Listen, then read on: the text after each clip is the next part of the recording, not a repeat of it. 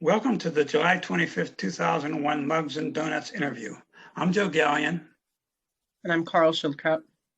We are delighted to have two-time Putnam Fellow winner Mitchell Lee as our first Mugs and Donut interviewee. Mitchell, when did you first participate in a math contest?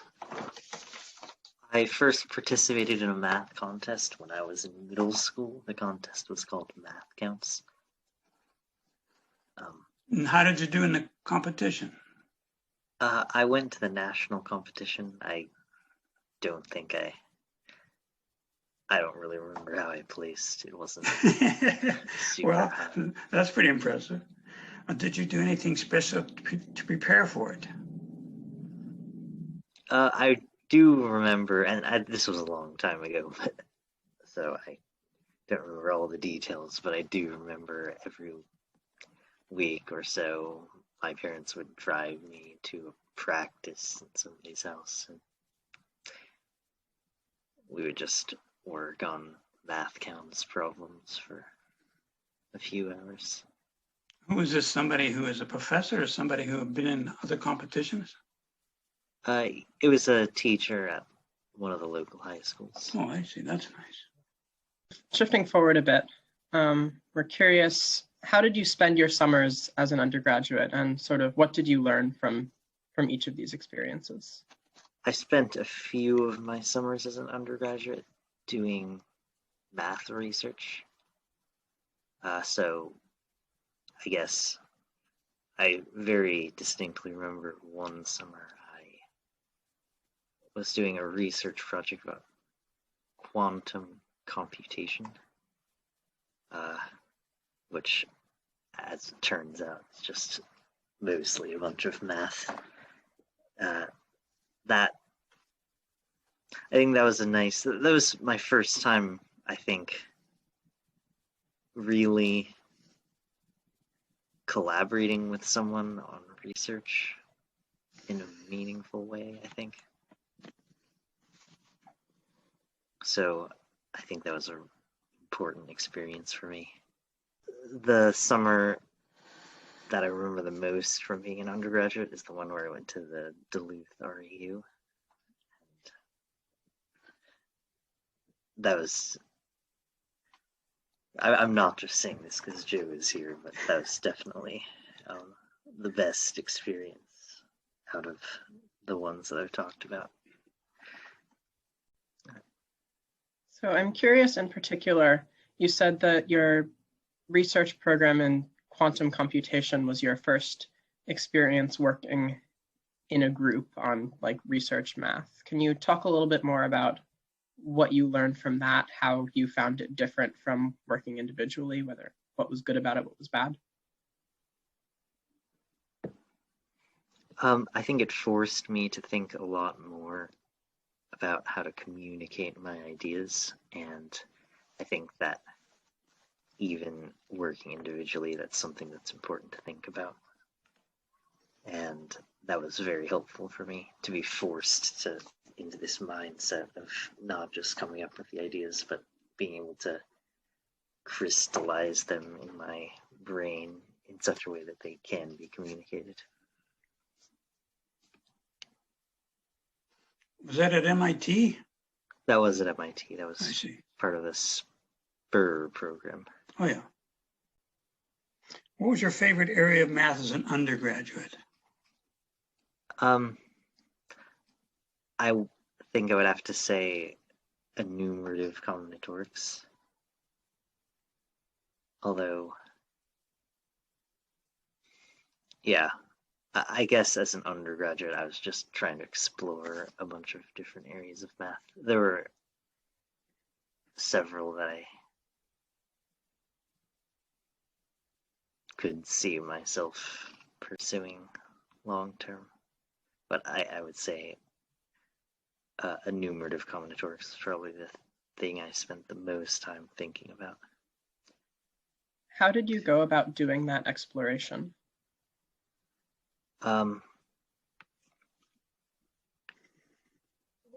Well, I would say I tried to take seminars. I think those are a really good way to do exploration as an undergrad. Tell us about a problem you liked, either a problem for a contest or something you encountered during research or whatever. Okay. All right, I can tell you about something. How much detail do you want me to go into this? However much you think is reasonable. If Yeah, it goes too long, we can just edit it. yeah. Okay, good.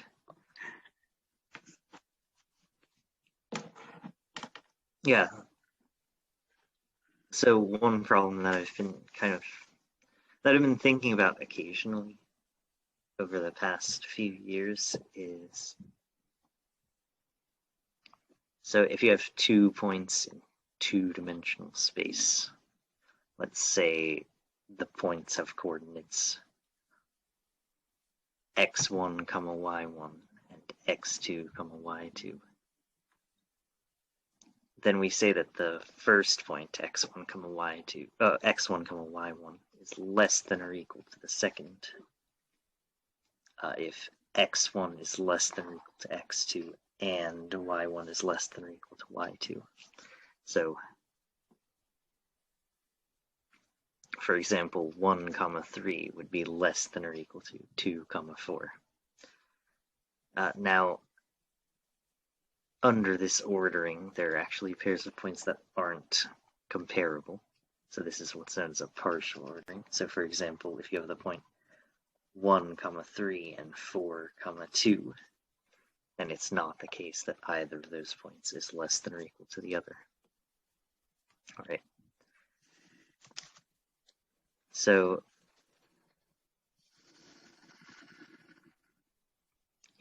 one interesting question you can ask is the following. Let's say that we take n points uniformly at random from a square, a unit square. So of all points where the x and y coordinates are between 0 and 1, which forms a square in the xy plane, take n points at random from that square. What's the probability that no 2 of them are comparable? And you can actually answer this question, and I encourage anyone who's watching this to think about that. There's a nice combinatorial argument that can give you the answer. Is this something you thought of, or did you come across it somewhere else? I came across this somewhere else. I see. Yeah. This came up when I was actually talking to my friend Ben about pattern avoidance at Duluth a few years ago. That's interesting. So if you take n points in a square, you can answer the question of what's the probability that no 2 of them are comparable. But if you ask the same question about taking n points in a cube, so you can naturally extend this problem to 3 dimensions, where now if you have a point x1, y1, z1, and a point x2, y2, z2, you say that the first point is less than or equal to the second. If x1 is less than or equal to x2, y1 is less than or equal to y2, and z1 is less than or equal to z2.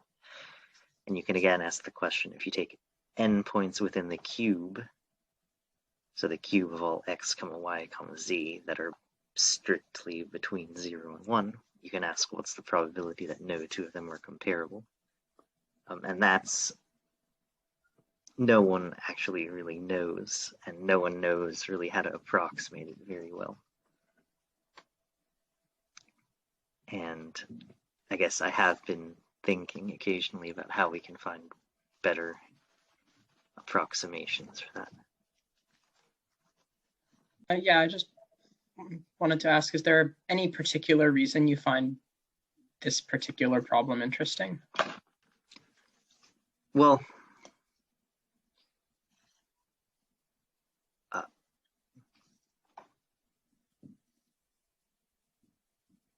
I think it hits a lot of the areas that appeal to me. Like, at its heart, it is an enumerative combinatorics problem. But I think this problem is related to the fascinating area of study of limit shapes, which I always found to be kind of an amazing thing that I wanted to understand better. So I guess the most famous example is the Arctic circle theorem, which states that if you have there's a particular polyomino that you can draw in the plane, where if you take a uniformly random domino tiling of that polyomino, you end up with something that usually looks circular, and that's very strange. And I think one of the most stunning theorems in all of math. And this problem, well, it's not directly related to the Arctic circle theorem, but a lot of the techniques that are being used to approach it are related to techniques from the theory of limit shapes. So I guess that's one of the reasons that this problem appealed to me. When you went to Monarch Studios, that's a firm that creates challenging video games. How did that come about? Well, when I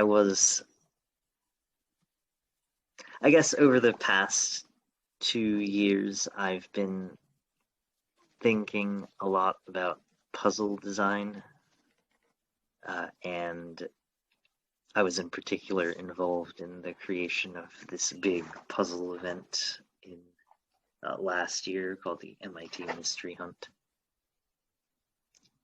And originally, so the MIT Mystery Hunt is an event that happens every year, and it's usually this big event that's at MIT, and you have huge teams of people come in from all over the world to do a series of puzzles. And whoever wins the MIT Mystery Hunt writes it the next year. So I was on the team that won the 2020 MIT Mystery Hunt, so I was involved in writing the 2021 MIT Mystery Hunt, and I think some of the folks at Monarch were impressed by what we had done with the hunt, so reached out to our team. And I saw that they reached out and decided to apply, because making video games is something that I've kind of always wanted to do. So one of the projects that you've done with Monarch was to create this quote unquote hardest puzzle ever, at least in the words of Popular Mechanics. How did you go about making such a thing? Yeah. So I think you're talking about what is now known as the Miracle Sudoku, Yes. Which is actually something that I made before working at Monarch.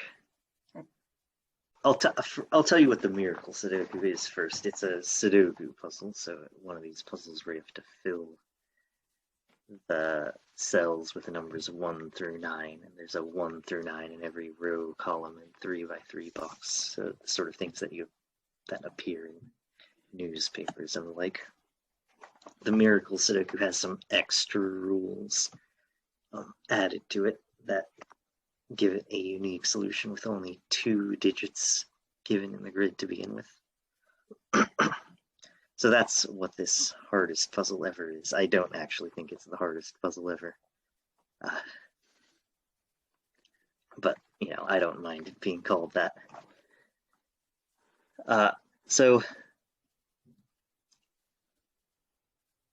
this puzzle was popularized by a YouTube channel called Cracking the Cryptic, and every time I watch this video, it sort of makes me a bit giddy, but there's this very nice British man named Simon Anthony who solves the puzzle in the video, and every time he makes a deduction, he says, "This is a work of sublime genius.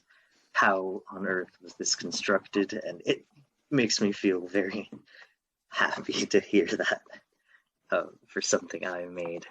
But yeah, definitely do go check out Cracking the Cryptic, because they have a lot of great videos on solving puzzles, mostly Sudoku, but they also do cryptic crosswords.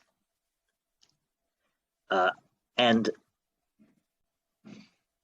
I think my interest in making logic puzzles, and Sudoku in particular, really stemmed from Cracking the Cryptic to begin with. So that's what got me into creating this particular type of puzzle. So really, they should take a lot of the credit.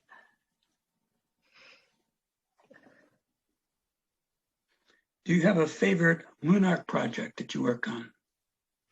That you can, maybe it's secret or something that you can reveal? I'm not sure if I can talk a lot about this. Okay. Can you, in generic terms, can you talk about it?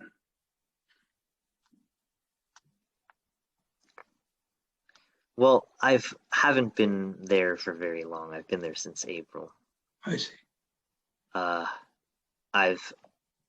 We've been working on just one game for the whole time, and that's, I think, the whole studio is just focused on one product until it gets released for now. That sounds exciting. Yeah, it is. So I guess that's my favorite. It's the only option. It's been really nice. It's very... It feels like something very fresh and new to me. Is it the kind of thing you expected you'd be working on when you got started?